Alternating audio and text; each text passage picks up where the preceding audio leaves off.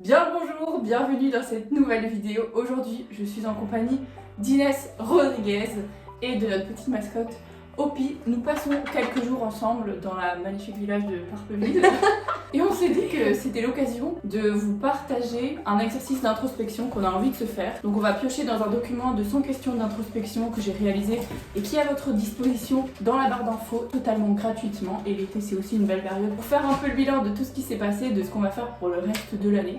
Donc nous on va se tirer un peu 3 questions, on va répondre de notre côté, on vous invite aussi à vous poser là-dessus et à répondre et puis voilà.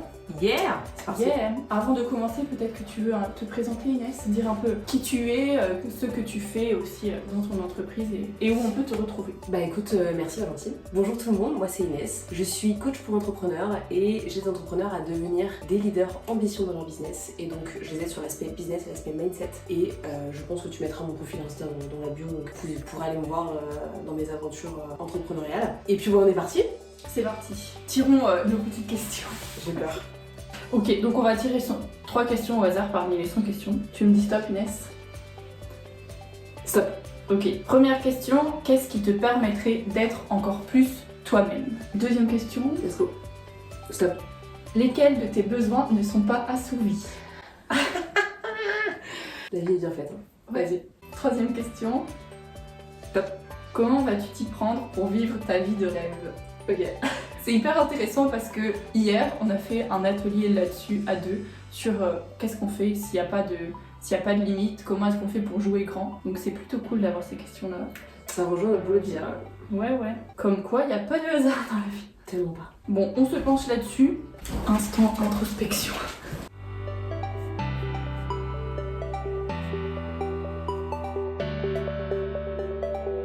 Non, la première elle est...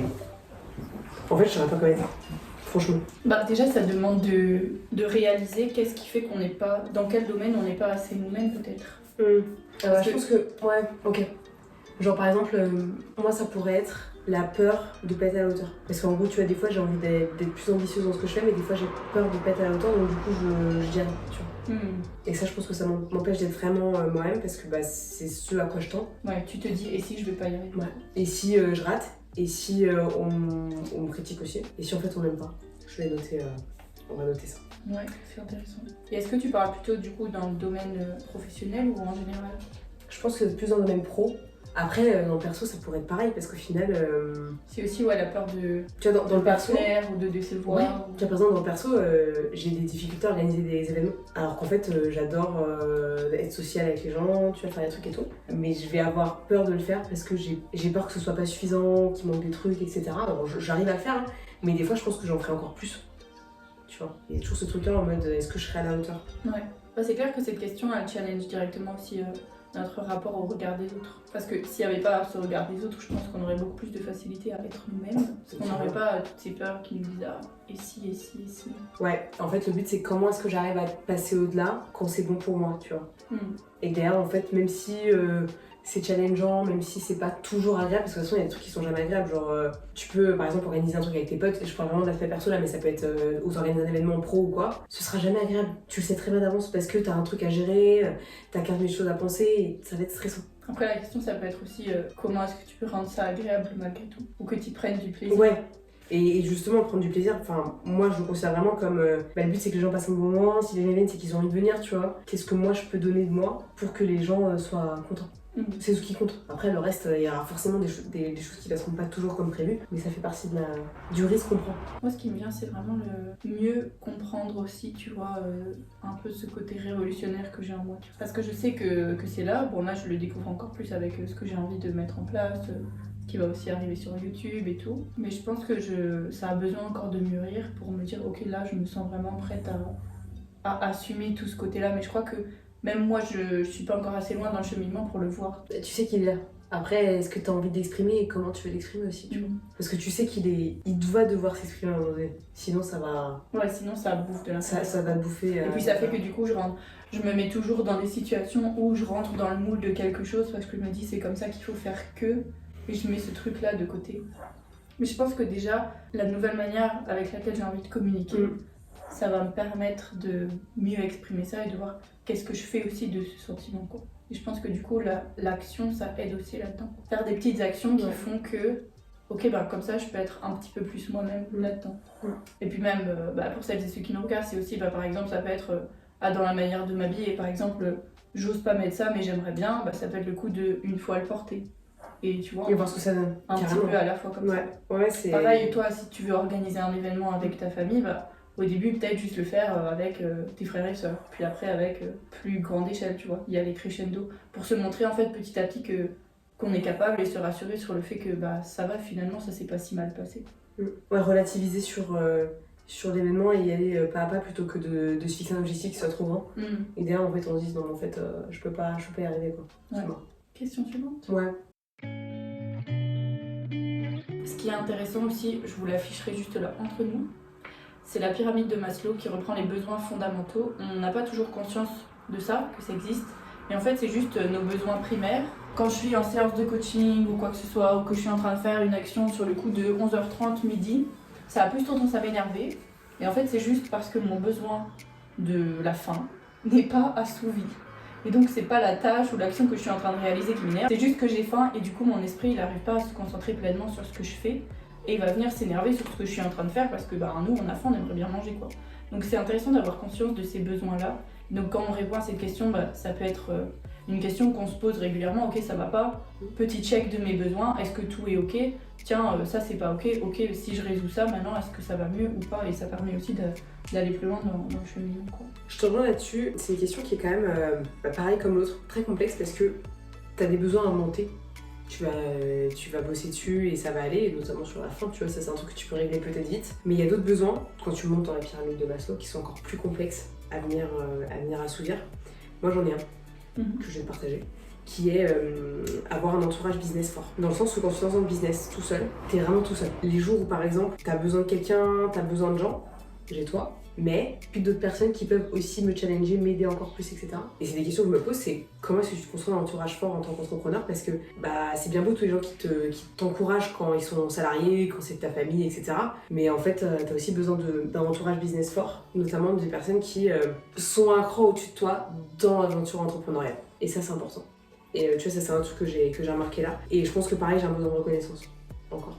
Et tu sais de la part de qui? Dans ma tête, je me dis, est-ce que ça fait pas trop longtemps que je crée du contenu et j'aimerais bien, tu vois, plus de reconnaissance par rapport à ça. Même si je sais que c'est pas comme ça que ça se passe, et c'est pas ce que j'attends du tout. Mais en tout cas, c'est des questions que je me pose. Pourquoi est-ce que je le fais? Est-ce que je les attends de la reconnaissance ou est-ce que j'attends que les gens me fassent un retour ou quoi? J'en sais rien. Mais en tout cas, c'est une réflexion que j'ai. Toi, t'as d'autres besoins moi, vu que je parlais, j'ai rien noté. Mais ouais, le besoin de reconnaissance, ça me parle bien aussi. Mais je sais que pendant longtemps, j'ai voulu prouver aux autres que... Et du coup, être reconnue à travers ça. Par exemple, je pense à mes parents, c'est toujours me dire « Ah oui, je me débrouille, je veux prouver que je sais leur débrouiller, que je vais y arriver. » Et du coup, forcément avoir de la reconnaissance de leur part, finalement, que j'avais, même si je faisais pas tout ça. Parce que j'ai la chance d'être dans une famille très aimante et qui m'a toujours encouragée dans tout ce que je faisais. Mais j'avais quand même ce truc de « Non, je vais prouver que voilà. » Que là, j'ai l'impression qu'avec mon évolution actuelle, ça s'efface un peu. Parce que je prends plus conscience qu'en fait, c'est néfaste d'être dans cette course-là. Parce que du coup, je me rattache pas à ce qui est vraiment important pour moi, mais encore à me dire et dans le regard des autres, et non. Mais par contre, le besoin de reconnaissance, il me parle quand même dans ma vie professionnelle. C'est plus une envie, tu vois, d'être reconnue comme une guide, ce que j'ai envie de mettre en place, quoi. Mais ça, je pense qu'on l'a tous à un moment donné. Et du coup, c'est où on met la balance entre la reconnaissance, la quête de reconnaissance et juste le simple fait d'agir parce qu'on aime ce qu'on fait et qu'on a juste envie de continuer à développer un message et de balancer le plus vite possible au monde. Et c'est ce petit truc-là entre les deux qu'il faut aller chercher. Parce qu'on aura toujours besoin de reconnaissance des gens de toute façon, parce qu'on est en collectif et on vit aussi par rapport au spectre des autres. Ça, c'est important de s'en rappeler. Donc en tout cas, c'est une super problématique à avoir en compte. Et j'aime beaucoup cette question parce qu'on voit qu'on a quasiment tous nos besoins primaires qui sont validés. Donc c'est quand même, on a une super chance. Le but, c'est que dans les besoins, on va dire secondaires, tertiaires et même vraiment... ceux qui sont au-dessus, là, voilà. Reconnaissance, accomplissement. Il y a aussi le besoin de sécurité au milieu qui est challengeant.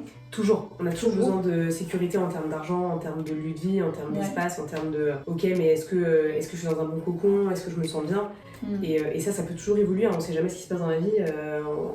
On est un peu lié à plein de choses qu'on ne contrôle pas. Ouais. Donc le but c'est vraiment de se laisser aller par ce qu'on a dans notre vie maintenant et toujours se dire ok, qu'est-ce que je peux faire pour justement que mes besoins soient encore plus assouvis, comment est-ce que je fais pour me sentir mieux et continuer à se développer comme ça, je pense, au fur et à mesure. Ouais. On a beaucoup de chance déjà dans l'état. Oui, c'est sûr. Et je pense que c'est aussi intéressant de prendre en compte que, ok, il y a les besoins de base, de sécurité, de faim, de soif, tout ça, mais il y a aussi, dans nos besoins primaires, le besoin de reconnaissance et d'accomplissement. Et c'est des questions comme celles qu'on se pose aujourd'hui qui font appel à ce besoin-là parce que du coup, ça demande aussi une introspection, un travail sur nous-mêmes. Et c'est plus des parties qu'on a tendance à laisser de côté, à voir finalement c'est pas si important, ou alors c'est problématique si j'ai besoin de reconnaissance. Non, en fait c'est juste humain. Et ce qui compte c'est comment est-ce que tu vas faire pour remplir ce besoin-là. C'est des questions qu'on se répond tous les jours et je pense que la troisième question qu'on a tirée au sort va être intéressante, c'est comment vas-tu t'y prendre pour vivre ta vie de rêve et ça rejoint les besoins. C'est-à-dire quand t'as un rêve, c'est quelque chose qui vraiment t'anime, t'as des besoins qui vont être assouvis quand tu arrives à réaliser ce rêve. Et plus tu vas le laisser dans ta tête ce rêve et que tu vas pas avoir envie de l'accomplir, en tout cas t'as peur de l'accomplir, donc du coup tu t'auto-sabotes, plus tu vas vivre dans la frustration et dans le cercle vicieux qui va t'empêcher de rayonner à ta juste valeur. Donc c'est ce qui va être important de faire, c'est comment est-ce que tu vas t'y prendre de la manière la plus simple possible pour te rapprocher déjà de la première étape de ton rêve. Ouais, c'est sûr. On voit souvent comme la vie de rêve, genre c'est dans le futur. Mais elle va pas venir comme ça du jour au lendemain. C'est chaque jour qui passe qui va faire que tu vis ta vie de rêve parce que c'est un ensemble de journées, que tu passes un ensemble de semaines, un ensemble de mois. Et donc c'est, ok, aujourd'hui, qu'est-ce que je peux faire pour me rapprocher de cette vie-là? Si par exemple, dans ma vie de rêve, j'ai envie de faire une morning routine tous les matins, je sais rien, on peut très bien commencer dès demain à se lever un peu plus tôt, mettre une petite action en place. Et c'est toujours faire aujourd'hui un petit peu mieux ou différemment que hier pour se rapprocher justement de notre vie de rêve qui est en fait notre quotidien de rêve. Ouais. Tous les petits pas sont intéressants à prendre en compte et le but c'est pas en fait c'est à la fin de la journée de te dire est-ce que j'ai passé une bonne journée, est-ce que je me sens bien, est-ce que j'avance là où j'ai envie d'aller, tout simplement. Faut pas trop se poser de questions à un moment donné, faut juste avancer un max vers là où on a envie d'aller. Et même que ce soit au niveau perso, comme dit Valentine, franchement, que ce soit une routine juste pour me sentir mieux dans ma vie, retrouver du calme, retrouver de la clarté. Il y a juste besoin de ça en fait. Il n'y a pas besoin de plus et je pense qu'on a carrément répondu à la question. En fait, c'est les petits pas qui sont intéressants à prendre en compte. Après, tu peux avoir un changement plus fort, mais dans ce cas-là, ton cerveau il va devoir s'habituer encore plus vite. Donc c'est encore plus complexe de le challenger parce qu'il va avoir tellement de nouveautés à gérer que pour lui ça va être un gros effort, tandis que si tu vas pas à pas, ça va être beaucoup plus simple pour lui. C'est pour ça aussi que c'est important dans ces périodes-là où on se rend compte que ok, il y a des choses qu'on a envie de changer mais qu'on a envie que ça change maintenant parce que ça va pas bien, de se faire accompagner, par exemple par Inès ou moi, ça dépend de vos problématiques. Carrément. Mais c'est aussi à ça que ça sert, un coach c'est justement pouvoir venir nous challenger, pouvoir amener d'autres perceptions, d'autres façons de voir les choses, de puiser aussi dans nos ressources et voir de quoi on est capable et ce qu'on peut vraiment mettre en place. Et quand tu disais oui le soir se poser ce genre de questions, si on se rend compte qu'on a passé une mauvaise journée et que ça s'est pas bien passé, c'est ne pas venir s'auto-flageller, à se dire oh non, qu'est-ce que j'ai fait aujourd'hui, je suis nulle, c'est de dire ok, comment est-ce que je peux faire différemment demain pour que ça se passe un petit peu mieux. Ouais, exactement. C'est vraiment le principe de l'amélioration continue, on en a déjà parlé en plus aujourd'hui, je me souviens. C'est super important de pas se dire il faut ma vie soit parfaite tout de suite, machin. Parce que sinon déjà, tu pars du principe que ta vie c'est de la merde et qu'elle sera jamais parfaite parce que la perfection, si quelqu'un arrive à la définir pour que tout le monde soit ok dans le monde, je suis pas sûre que ça marche. Mais il faut que tu dises ok, qu'est-ce que je peux faire aujourd'hui pour que je fasse un pas en avant vers l'objectif que je me suis fixé, comment est-ce que j'ai envie de me sentir, quelle est la personne que je veux devenir, quel entrepreneuriat je veux mettre en place pour ceux qui sont entrepreneurs, comment mieux vivre ma vie d'étudiante pour tous les étudiants qui sont là et qui nous écoutent peut-être. On peut à chaque moment de la vie vraiment s'améliorer sur le sujet et c'est important de vraiment bosser dessus pour pas se laisser avoir.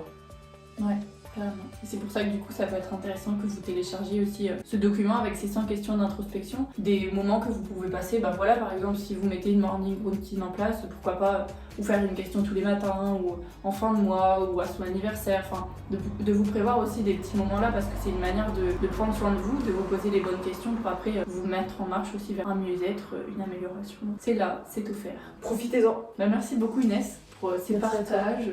En toute transparence, c'est cette vidéo. J'espère que ça vous aura plu. Dites-le nous dans les commentaires, mettez-nous un like et puis on se retrouve aussi sur Instagram pour toutes les deux, nos podcasts respectifs aussi. Je vous mets tout dans la description. Et à bientôt pour une nouvelle vidéo. Ciao, ciao. Ciao.